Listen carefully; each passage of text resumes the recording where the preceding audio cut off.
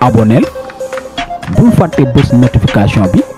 ngir ngay am suñu vidéo. salaamaaleykum mbokk internet El Vision Médias comme ni ma leen koy waxee saa su ne mbégte ak bànneex lay doon saa su ne di leen dalalaat ci seen li nga xamante ni mooy le point sur le Covid 19 bi nga xam ne moom lañ leen di defal fii seen bi nga xamante ni mooy El Vision Médias tey ma am mbégte ak bànneex comme saa su ne di dalal sama consultant président Lamine Gueye maa ngi lay nuyu. waaw ñu ngi lay ziar sëñ Aliou di ziar bépp internet bi El Vision Médias di la wax bisimilah. donc comme ni ma ko waxee ñu fas yéene leen defal li nga xamante ni mooy le point sur le Covid 19 commencé ko ci li nga xamante ni moom mooy ci discours bi nga xamante ni wala message à la nation bi nga xamante ni dem le président de la république son excellence monsieur Macky Sall amal na ko wax ko ci li nga xamante ni mooy feebar bi ak yu bëri yu ni mel dinañ ci ñëwaat waaye avant boobu tey dafa nekk bis boo xamante ni bis bu spécial nekk suñu feetu indépendance ñu koy commencé di leen souhaiter yéen ñi nga xamante ni yéen ñooy suñu mbokku internaute di leen wax ni ñu ngi leen di souhaiter une belle fête d'indépendance di ko souhaiter aussi à tout le peuple sénégalais di ko souhaiter si nga xamante ni mooy président Lamine Gueye ak samay réalisateur donc président Lamine comme ni ma la ko waxee bala ñoo commencé li nga xamante ni mooy émission bi dañuy joxe li nga xamante ni mooy bilan du jour parce que tey on a effectué 177 tests yoo xamante ni 12 yi ñoo ci revenir positif ci biir 12 yooyu ñu ngi ci am 10 cas contacts yoo xamante ni c'est des contacts suivis ñu am ci benn cas boo xamante ni c'est un contact importé ñu am beneen cas boo xamante ni c'est un cas issu de la transmission communautaire mu nekk loo xamante ni kii bi mu ngi dem feebar bi mu ngi dem mu ngi law cas yi ñu ngi yokk parce que tey ñu ngi compter li nga xamante ni mooy 219 cas yoo xamante ni testé nañ leen positif ci 219 cas yooyu 72 cas yi guéri faj nañ leen ba nga xamante ni dellu nañ seen kër yi am nañ aussi benn cas boo xamante ni daal dinañ ko évacuer si sous la demande de sa famille maanaam ci sàkku teefu famille beneen am nañ ci aussi ñaari décès bi ci njëkk moo nekkoon Pape Diouf démb lañ enregistré li nga xamante ni mooy deuxième décès bi mu nekk benn femme boo xamante ni âgée na li nga xamante ni mooy 58 ans ki nga xamante ni mooy ministre de la santé et de l'action sociale monsieur Abdoulaye Diouf Sarr moo ñu ko xamal ci traditionnel point de presse bi mu doon def tey donc tey président Lamine noo gisee affaire yi tey ñu enregistré suñ deuxième décès mu nekk loo xamante ni lu garaaw la. waaw lu tiis lu kenn ñaanul woon waaye nag après tout dañuy xam ni yàlla moom bu soxlaa képp ku soxla da ngay ñàkk xanaa ñaanal ñi nga xamante ne ni yàlla jël na seeni bakken ci feebar bi ak ñi nga xamante ni tamit yàlla jël na seen bakken fekk du feebar bi yàlla xaare leen àjjana yërëm leen suñu xel dem ci suñu papa Golbert Diagne du suñu maam du suñu fans di ku ñu yàgg bégee di profiter aussi comme ni nga wax souhaiter képp kuy sénégalais bonne fête de l'indépendance nga xamante ne heure bi daana fekk ñu doon ko feete ci beneen anam yàlla dogal tey ñu feete ko ci suñu biiri kër loolu yëpp li ko waral mooy mbas mi rek coronavirus bi ñuy ñaan yàlla dimbali ñu suturaal ñu ba mu yam fi mu teel fee jóge nit ñi teel a dellu seeni kër teel a liggéeyi pour que Sénégal dellu ci fa mu nekkoon. Sénégal dellu fa mu nekkoon comme ni nga ko waxee naroon nañ ci ñëw comme anticiper nañ ko ma ñëw si benn yoon muy dese ki nga xamante ni mooy père Golbert Diagne turam dëgg-dëgg nekkoon Aline Badara Diagne nekk ko artiste nekk comédien nekkoon aussi journaliste donc ñu bokkoon li nga xamante ni mooy profession bi donc El Vision Médias par ma voix ñu ngi souhaiter li nga xamante ni ñu ngi jaal ñi nga xamante ni ñooy famille di ko jaal monde presse bi di ko jaale mboolem artistes yi aussi tamit donc dañuy avancer ci débat bi démb déglu nga li nga xamante ni mooy message à la nation bu président de la république en tant que sénégalais en tant que koo xamante ni xam-xam màcc na ci wàllu boobu tey jii ban approche nga ci am. bon mën naa ni presque boo xoolee bii mooy première fois depuis man bi ma xamee àdduna ba léegi ma gis président def benn discours à la nation boo xamante ni mën naa ni ñëpp ci ànd parce que dafa tombeek mbas mi mu concentré wu ci bu baax waxtaanam yëpp loolu la waaw waxtaanam démb boo ko xoolee mooy nu ñuy moytoo ak nu ñuy fagaroo ak nu ñuy jugee ak nan lañu war a def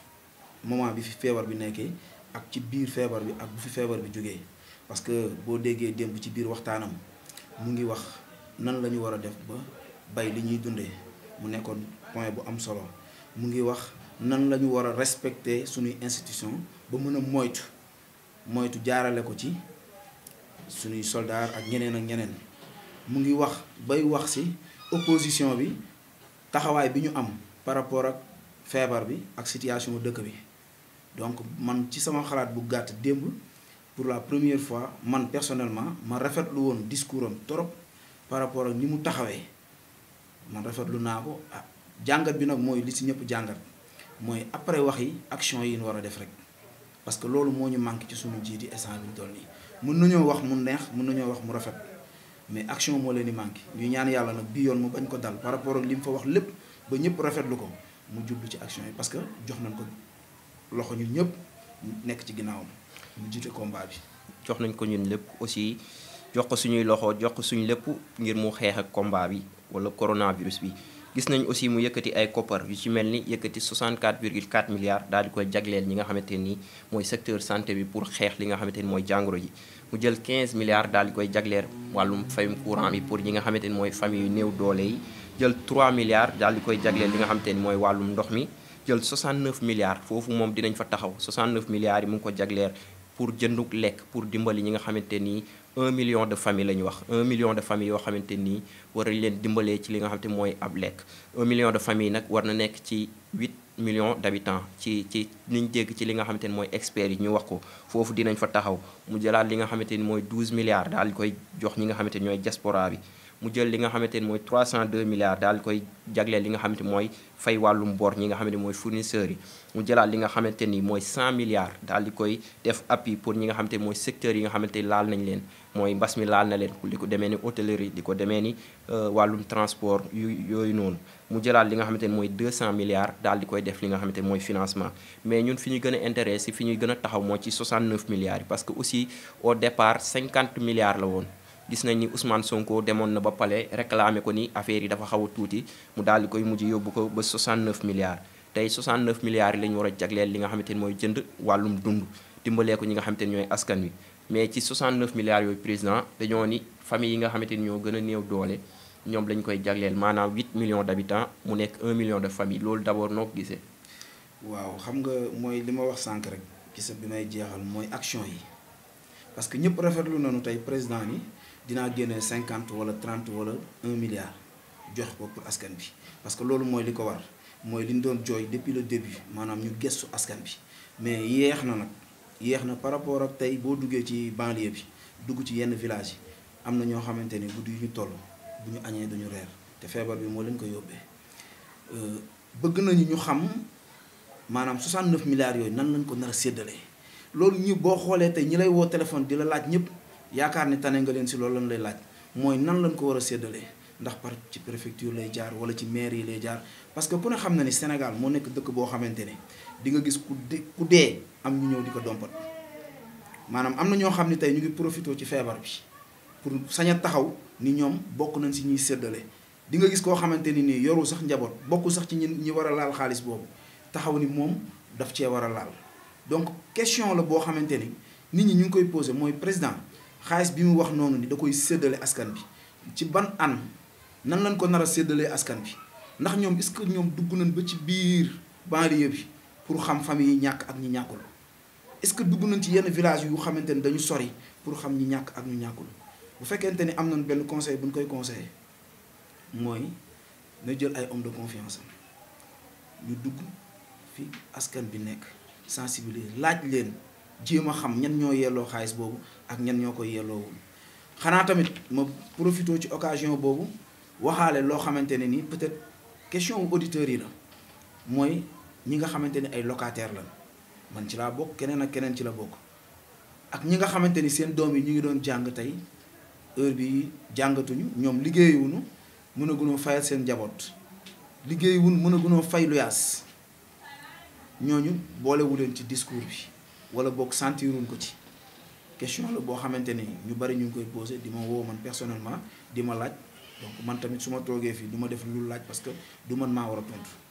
gis nañ aussi le ministre ki nga xam ne mooy Mansour Faye ci E-Media mu ni affaire yi séddale bi maanaam fii ak 3 semaines la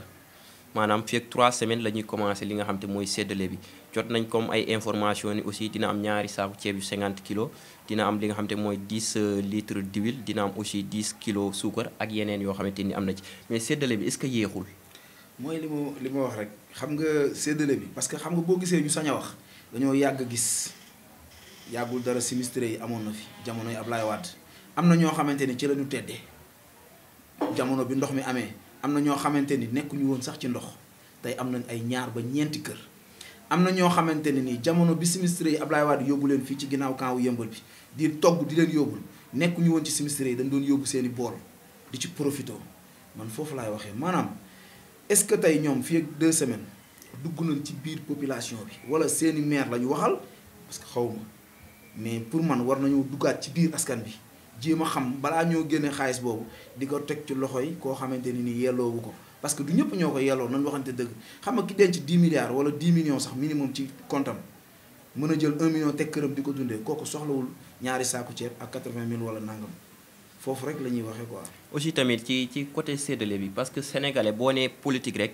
politiciens seen xel day xaw a ñaaw ci côté séddale bi am na ñu naan nañ ko jox politiciens yi am ñoo xam ne dañ naan wóoluñ politiciens ñii naan nañ ko jox armée bi tey yow tey boo doon conseil président wala ngay conseil ki yor wàllu séddale bi ñan ngay jox ñu séddale ko. bon politiciens xëy na mënuñu see ñàkk pourquoi parce que ñoom ñoo bu naa ni presque ñoom ñoo fees. dëgg jamono bi ñu toll nii mais buñ ko tegee ci yoon politicien bi dina ci am cër. ilimaan bi am ci cër chef de quartier bi am ci cër parce que tey mënoo sensibiliser as benn gox te demuloo ci maire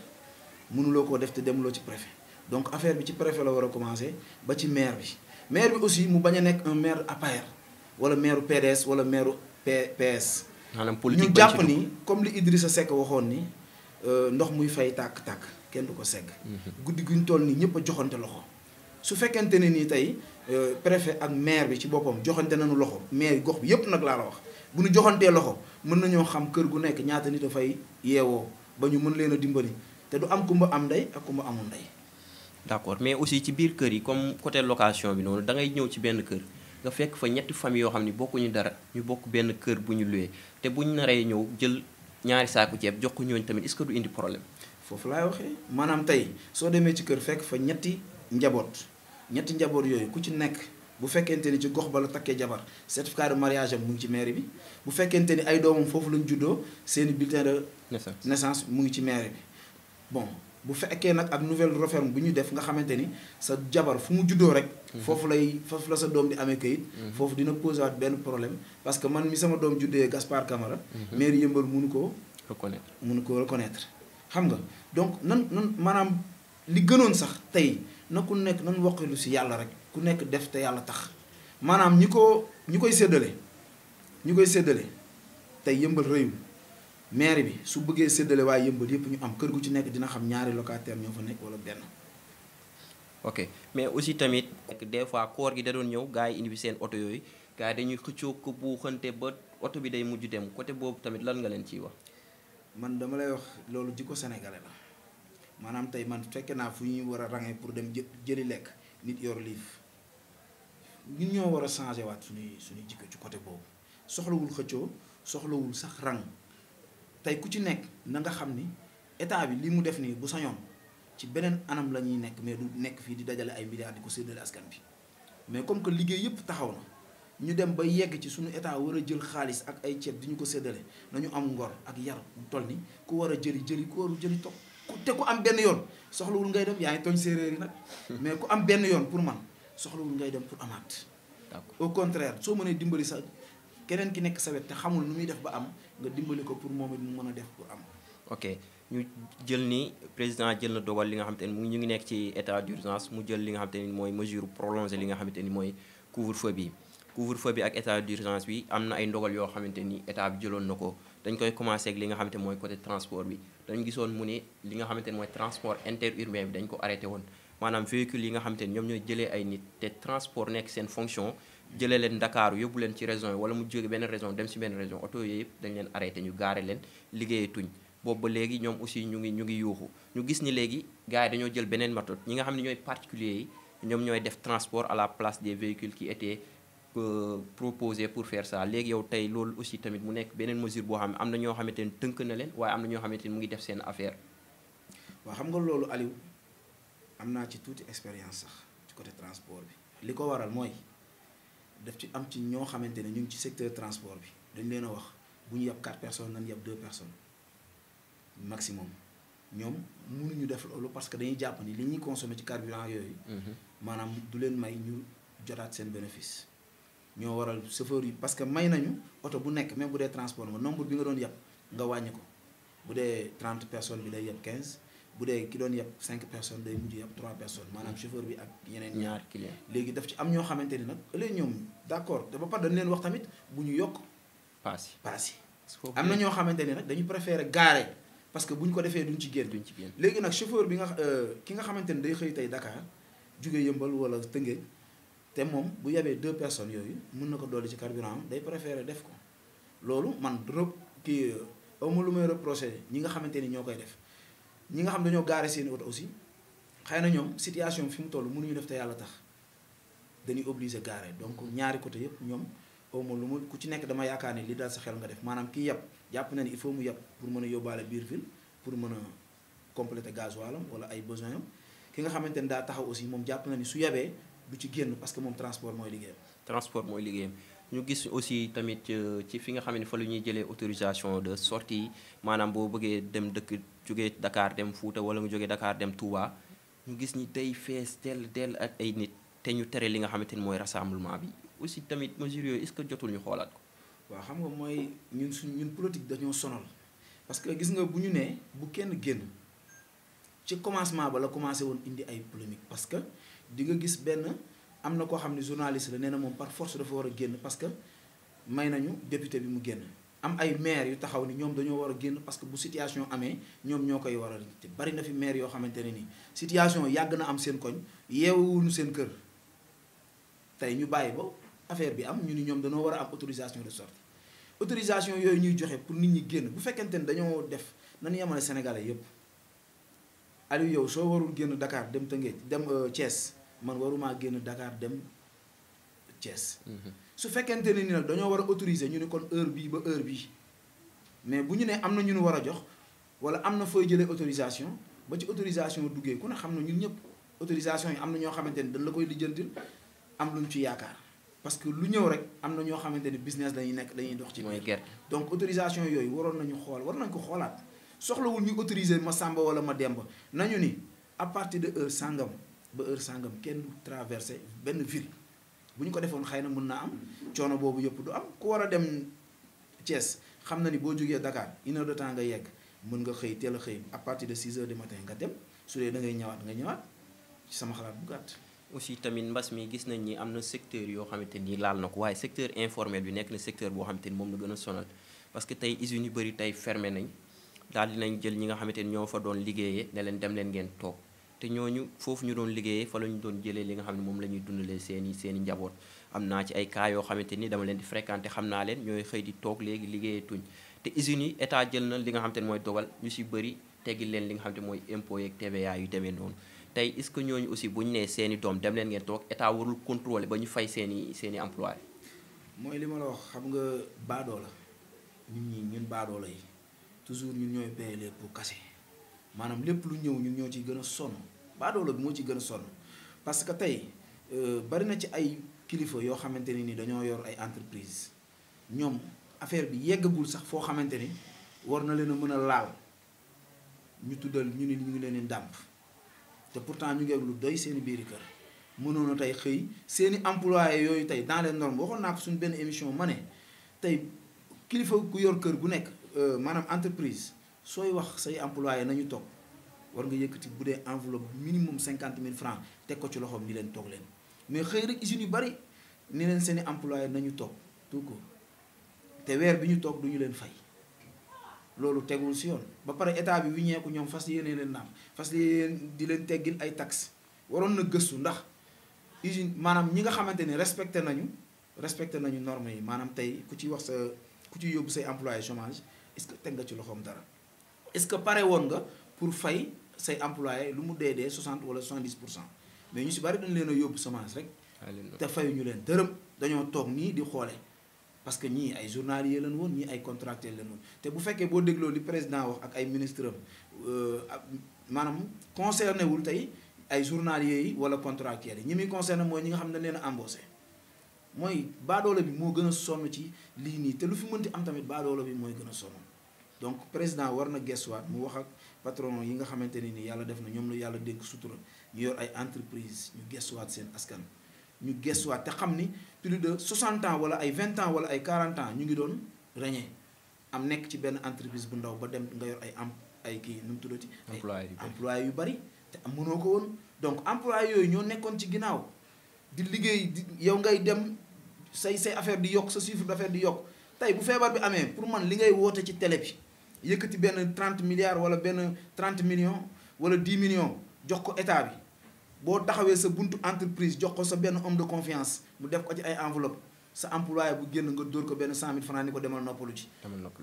aussi tamit ñu war a taxaw ci peut-être suñuy dernière question lay doon. ci njëkk moom mooy doon comportement sénégalais yi parce que gis nañ depuis couvre-feu bi mu amee am na commencement bi ay ndaw yoo xamante ni ñu ngi doon def naka sudul noonu di dàqante gaay ñu gis ñu aussi Sénégal fi mu toll nii jaaykat yi ñu si bëri yokku nañ seen i produits lu ko demee ni yàpp bi yokku nañ ko ñu jàpp si aussi ay faux gendarme jàpp si ay faux médecin mu nekk ay jikko yoo xamante ni dañ koy ñaawlu tey yow en tant que consultant tey loolu ban message ngay lancer ñooñu. mooy message bi ma yàgg a wax bari na ay émission yu fi jàll may wax ni nañu yaraat suñu bopp nañu yaraat suñu njaboot yi parce que xam nga malheuru Sénégal mooy bari na fi xale yoo xamante ne nii jeunes yoo xamante ay 15 ans jàpp 20 ans xamuñu ni ñoom loi moo gën a fort doomu aadama bu nekk mais li ñu teg comme loi politicien bi respecté ko sëriñ bi respecté ko sa papa respecté ko sa yaay respecté ko nga premièrement yow da ngay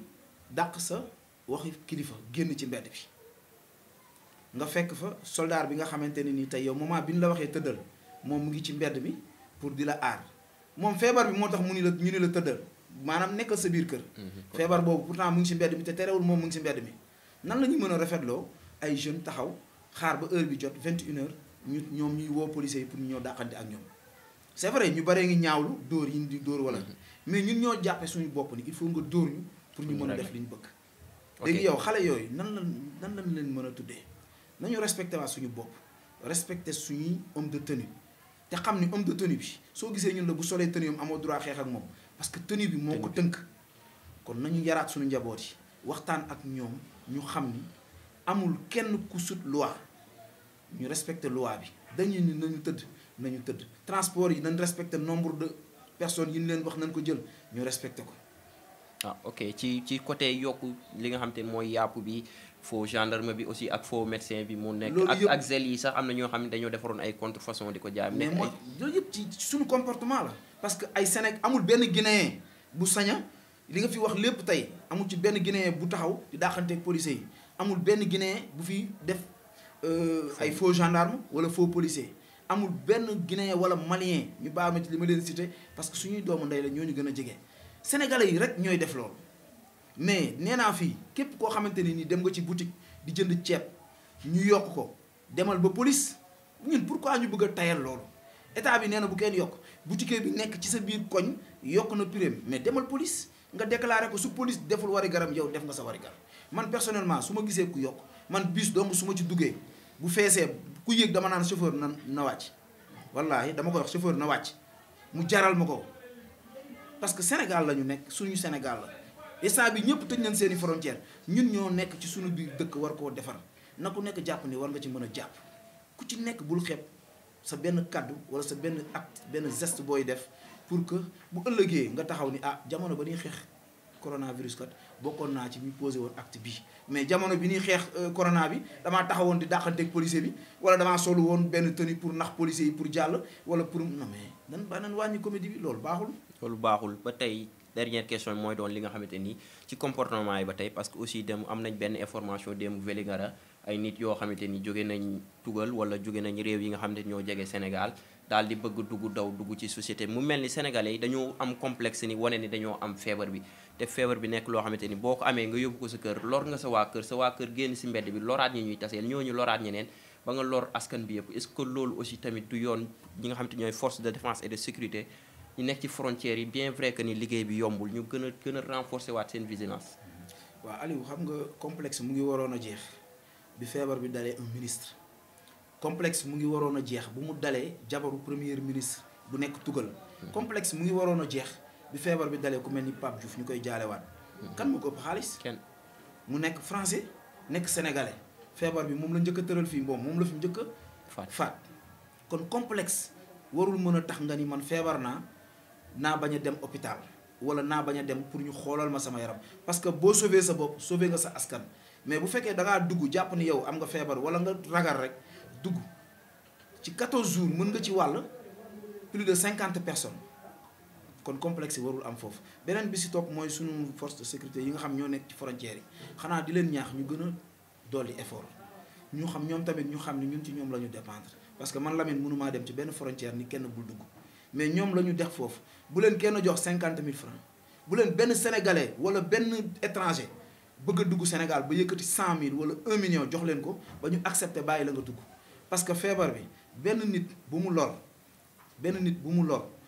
yow mënoo ko maanaam bàkkaar bi nga ciy am zéro kon ñun nanu nekkaat nanu gën a doon ay citoyen te xam ne Sénégal suñu Sénégal la ñoo ko bokk ku nekk am nga ci wàll waaye ku nekk tamit sañ ngaa joxe sa xalaat ci mu rafet ci mu am yar donc président Lamine émission bi jeex na ma bàyyi la nga tàggatoo ñi nga xam ñooy suñu mbokk internautes yi balaa ñoo daaneel. waaw di leen gërëm di leen sant di rafetlu taxawaay bi ci équipe bi El Vision Médias di la sant yow Aliou di wax ni tamit jeunes yu bari tey war nañu roy ci yéen ñi fi nekk mooy ñi yor caméra yi ñi yor micro yi ñi nekk ci réseau yi te xam ni Sénégal ku nekk am na foo mën a jàpp rek pour mu dem donc di sant internautes yi di leen wax lu ngeen gën a abonné doyul képp ku ci nekk tey boo jàppee boo abonné El Vision jàppale nga benn sénégalais boo xamante ni xuloowul xeexul sàccul deful nag su dul noonu daa taxawal benn mbir ay jeunes sénégalais ñëw mu ni leen jàpp leen ci wax leen seen xalaat te ngeen teg ko ci yar ak teggin kon ñu ngi koy ñaanal moom aussi yàlla dolli ko sutura yokk kër gi yokk képp ku fi nekk di ñaan sénégalais yi tamit feebar bi yàlla na fi gaaw jóge ok feebar bi yàlla na fi gaaw jóge mooy li nga xamante ni moom la daanelee ñun aussi ñu ngi leen sant bu baax ci teewlu bi ngeen teewlu di leen wax ngeen abonné pour ngeen di mën a jot suñu ay notification avant ñoo jeexal ñu sensibiliser waat tuuti rek comme chaque jour ni ñu koy defee ñuy faral di raxas suñuy loxo lu muy gën a bëri ñetti yoon ba ñeenti yoon saa suñ ñëwaatee génn di éviter nuyoo bi di def li nga xamante ni moom mooy couvre-feu bi ñu respecté ko ñu toog suñu kër yi bu ñu amul li nga xamante ni farata la pour ñu dox ko ñu toog suñu kër yi parce que aussi loolu lañ mën a jàppalee suñu bopp loolu lañ mën a jàppalee état bi waaye loolu aussi lañ mën a jàppalee ñi nga xamante ni ñoom ñoo yor wàllum wér-gu-yaram bi sonn nañ ba fu sonn yem te ñu ngi ñaan aussi parce que ay jullit lañ ñaan rek lañ am ñaan yàlla suñu borom subhanahu wa taala mu jëlee fi li nga xamante ni mooy feebar bi ñi ko xamante ni jot nañ see gaañ mu xare leen aljanna firdaws ñi nga xamante ni am nañ ci mu wéral leen ñi nga xamante ni amaguñ ci mu musal leen loolu la ñuy daanelee seen plateau bi ñu leen doon defal di jaajëfal sama caméraman Lamine sama réalisateur Am Junior di jaajëfal ki nga xamante ni mooy boss El Vision Médias El Hadj Lo di leen jaajëfal yéen aussi di leen jox di jaajëf beneen abonneel bul fàtte bës notification bi ngir ngay am suñu vidéo